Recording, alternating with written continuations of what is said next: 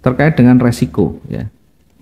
Seberapa besar target kita, seberapa besar resiko kita, kembali ke kita. Resiko kita bisa naik, bisa turunkan. Nah, saya sampaikan dalam kondisi normal dulu, realistis dulu.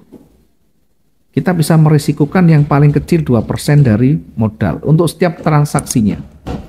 Kita belajar dari yang kecil dulu. Jangan terlalu banyak. Mungkin di awal kita belajar untuk konsisten, belajar untuk kita menguji dulu kemampuan kita, kira-kira mampu tidak bertahan dengan resiko itu. Kalau nanti sudah mulai memahami, sudah mulai pinter, maka seiring waktu kita akan ketemu sendiri. Saya berapa saya risikokan, maksimal berapa misalkan. Misalkan maksimal kita kasih 40% misalkan. Ya sudah, inilah yang nanti kita tentukan. Jadi tidak usah khawatir, tidak usah takut pasar itu berbalik ya, siap saja berbalik kita hadapi, satu arah kita jalan. Kemudian targetnya bagaimana?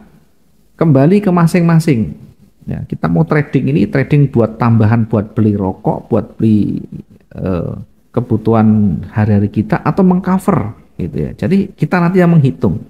Kalau misalkan kita kerja 1 bulan misalkan gaji 10 juta, paling tidak harus di atasnya, setidaknya harus di atas dari itu. Ya buat apa kalau sama dengan gaji kita bulanan misalkan, ya tidak ada gunanya, mending kita kerja, jadi pasti. Makanya harus kita hitung. Nah, sesuai dengan kebutuhan kita 1 bulan itu berapa, atau kita punya rencana sendiri berapa. Misal misalkan 1 bulan itu ya gampang-gampang 10 juta ya. Ini saya kurskan jadi $1.000 misalkan begini ya. Nanti kita tinggal membagi 1 hari itu butuh berapa gitu ya. 1 hari itu butuh berapa. Kemudian berapa kali transaksi, berapa lotnya nanti kita hitung sama-sama. Ini dari sisi target, termasuk juga dari sisi resikonya. Dalam 1 transaksi itu saya mau exit berapa pips, atau saya mau exit sampai di angka berapa, nanti harus ditentukan di sana. Dan itu belajar untuk konsisten, belajar untuk disiplin, jangan dirubah-rubah terus menerus. Ya mungkin 1-2 oke kita perbaiki, tapi jangan secara terus menerus. Nanti akan kesulitan kita mempertahankan konsistensi kita kalau selalu berubah-ubah. Oke, saya contohkan ini targetnya 10 juta 1 bulan ya, per bulan. $1.000 1 bulan. Kemudian kita kira-kira mampu di berapa persen 1 hari atau 1 bulan itu. Nah, tentu nanti yang mengukur kita dalam latihan, nanti kita ukur 1 hari kira-kira mampu berapa persen. Kondisi normal termasuk pemula bisa dicapai dengan baik, itu 1 bulan rata-rata ya 5-20%. Ini rata-rata ya, umum dipakai termasuk pemula.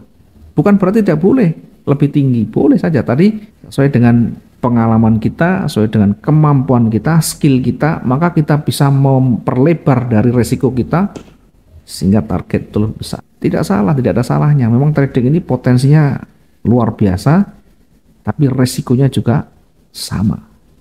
Yang penting kita memahami, mempelajari, dan tidak mungkin MC kalau kita tahu ilmunya. Tidak mungkin MC. Yang MC itu selalu tidak ngerti ilmunya, atau mungkin memang spekulasi tingkat tinggi.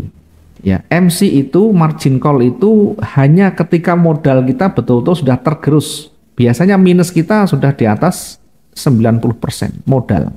Kita tidak pernah mengajari resiko sampai sekian. 50% saja besar, apalagi sampai 90%. 50% misalkan sudah kita anggap sudah cukup ya, kita potong rugi. Jangan takut kita merugikan di awal untuk menyelamatkan yang lebih besar lagi.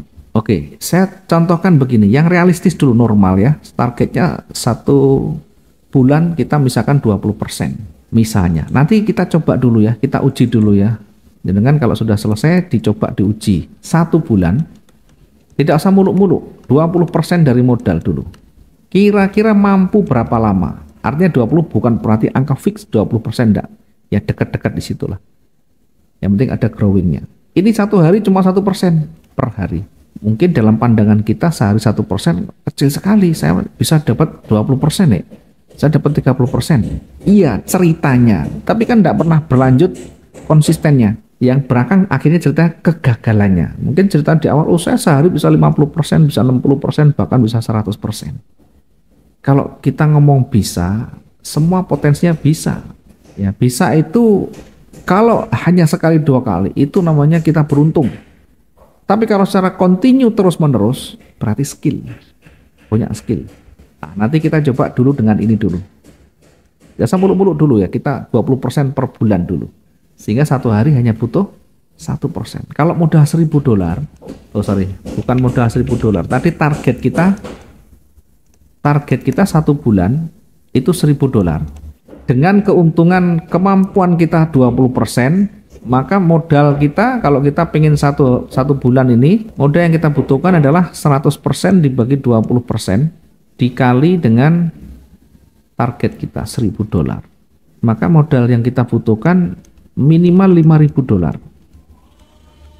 Minimal $5.000. Ini dengan target satu hari hanya 1%, satu bulan 20%. Nah, dari angka ini kira-kira besar apa kecil menurut kita? Nah, kembalikan ke latihan kita. Ini bisa disebut dengan kecil kalau kita punya skill lebih.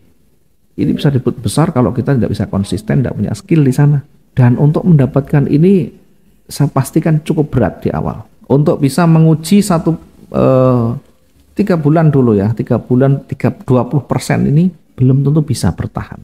Makanya di awal itu kalau bisa kita belajar untuk disiplin, konsisten menggunakan sistem yang kita gunakan.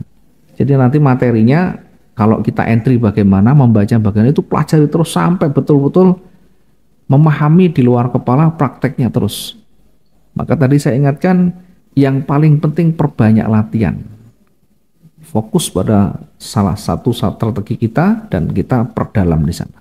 Mungkin ini dulu yang kita sampaikan. Ada pertanyaan yang mau disampaikan, silakan. Pak Wi, saya coba 1 bulan ini time frame M5 dengan teknik kombinasi analisa teknikal dan indikator moving average periode 9. Oke.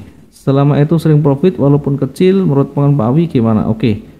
Periode 9 boleh, tapi terkait dengan target, kalau bisa time frame-nya yang kecil juga sesekali dilihat time frame yang besar, karena time frame kecil ini biasanya banyak bias.